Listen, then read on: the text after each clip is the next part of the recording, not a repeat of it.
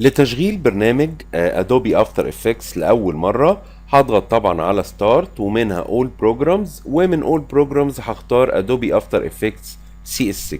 هختارها، هتظهر لي النافذه الدعائيه دي. هنتظر طبعا اثناء ظهور النافذه دي هو بيحمل الكومبوننتس بتاعه البرنامج، وبعد ما يحملها تماما هتظهر لي واجهة البرنامج بالشكل ده. مش هتختلف كتير واجهة البرنامج يمكن عن ادوبي بريمير سي اس 6، فيها بعض النوافذ المشتركة ويعني نفس الخصائص كتير منها موجود، ولكن تعال نتعرف على الواجهة دي بالتفصيل عبارة عن ايه. اول حاجة هنلاحظها في الواجهة طبعا شريط القوائم اللي فيه القوائم بتاعة البرنامج اللي بتحتوي على الاوامر المختلفة.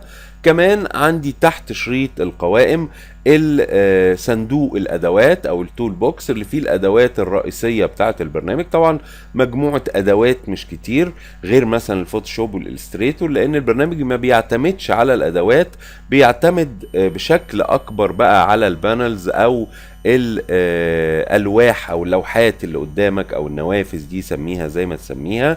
هي البانلز دي او كل بانل منهم المفروض بتخص مهمة معينة. اولا البانل الخاصة بالبروجكت دي اللي المفروض هيبقى فيها عناصر المشروع بتاعتي، الصور والفيديوز والاوديوز، كل العناصر بتبقى موجودة في البروجكت دي عشان ابدأ بعد كده استخدمها. هاجي جنبها كمان هلاقي النافذة الخاصة بالكومبوزيشن. طبعا الكومبوزيشن ده بقى المنتج النهائي اللي انا هعمله، اللي هيبقى فيه الفيديوز والاوديوز والصور بقى بتركيباتها بالافكتس اللي انا هعملها. طبعا يعني سموها كومبوزيشن علشان انت بتألف حاجة من خلالها، هتعمل بقى مونتاج الفيلم وتضيف المؤثرات، كل ده هيتم او منصة العرض بتاعتك هتبقى في الكومبوزيشن ده. كمان عندي مجموعة ألواح أخرى زي ما أنت شايف في الإنفو دي، فيها المفروض بيظهر لي بعض بيانات عن العنصر الحالي أو عن حتى حركة المؤشر بتاعي أهو داخل الكومبوزيشن. هتلاقي الإكس والواي بيتغيروا حسب المؤشر بيتحرك فين، يعني هي دايما بيبقى فيها معلومات. عندي كمان من ضمن الجزء ده كده في تبويب اخر او بانل اخرى اسمها اوديو، دي بظبط بيها الصوت بتاعي داخل الفيلم او في الكومبوزيشن بتاعي. عندي كمان اللوحة او الويندو اللي اسمها بريفيو، طبعا فيها ادوات التحكم في العرض، دي من خلالها اقدر اشغل الفيلم المنتج النهائي يعني داخل الكومبوزيشن، او ارجع او اقدم او الغي الصوت زي ما هنشوف.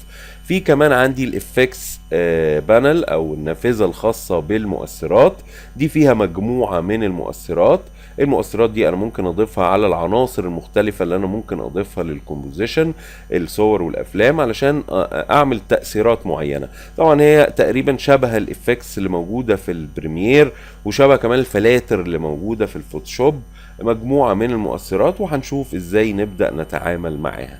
عندي كمان تحت هنا البانل دي الخاصة باللايرز اللي المفروض هيبقى فيها الطبقات بتاعتي، العناصر المفروض انا برتبها في مجموعة من الطبقات عشان اتحكم فيها زي بالظبط اللايرز اللي موجودة في الفوتوشوب. وكمان في الجزء الايمن من النافذة دي هتلاقي التايم لاين او المؤشر التدريج الزمني بتاعي اللي انا المفروض هتعامل بقى مع العناصر برضو، احركها او اعمل التحريك او احدد الازمنة بتاعة العرض من خلالها. يبقى دي ببساطة الواجهة الرئيسية وعناصرها المختلفة بتاعة البرنامج.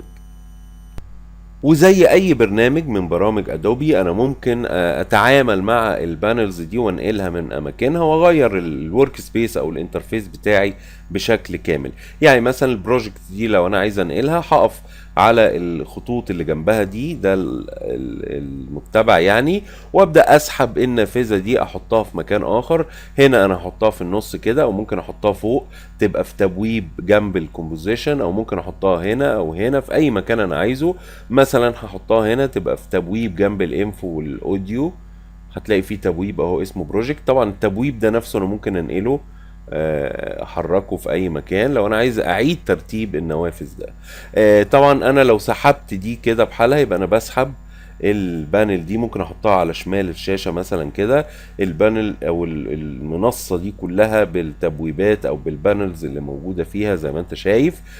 لو حبيت الغي واحدة منهم انا ممكن اضغط على الاكس دي، انا كده بقفل الويندو. طبعا انا بعمل ده بقلب لان انا ممكن ارجعه كما كان دلوقتي. زي ما انت شايف انا لخبطت الواجهة خالص. لو حبيت ارجع الواجهة دي طبعا زي ما كانت، ممكن من ويندو اختار ورك سبيس وابدا اختار من هنا ريسيت ستاندرد، لان الواجهه الحاليه اسمها ستاندرد. لو عملت ريسيت ستاندرد بيرجعها كما كانت. لو اخترتها هيسالني بس بيقول لي ار يو شور يو ونت تو ريسيت ستاندرد تو اوريجينال لاي اوت، عايز ترجعها كما كانت الطبيعي يعني. هقول له يس، هترجع لي كما كانت. وبرده ممكن اعمل الكلام ده من حته تانية لو انا قفلت شويه حاجات ولخبطت الدنيا. برده ممكن من هنا هتلاقي مكتوب ورك سبيسز الستاندرد الحالي، انا ممكن اختار برضو ريسيت ستاندرد من هنا ويس عشان ترجع كما كانت. كمان البرنامج بيوفر لي مجموعة اخرى من الواجهات دي اللي اسمها الستاندرد. انما انا ممكن اختار مثلا بدل ستاندرد اقول له اول بانلز، اظهر لي جميع النوافذ، لان خلي بالك دي مش كل النوافذ او مش كل البانلز بتاعت البرنامج بيحتوي على بانلز اخرى. لو اخترت ويندو هتلاقي فيه بعضهم عليه صح، ده اللي ظاهر، والبعض الاخر بقى الحاجات التانية دي مش ظاهرة حاليا.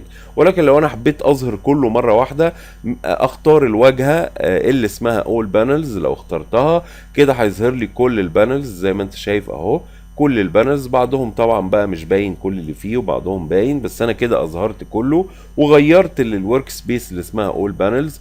او لو انا مثلا هبدا اتعامل مع الانيميشن او التحريك، اختار انيميشن هيظهر لي النوافذ الخاصه بعمليه التحريك تبقى قدامي بشكل اوضح.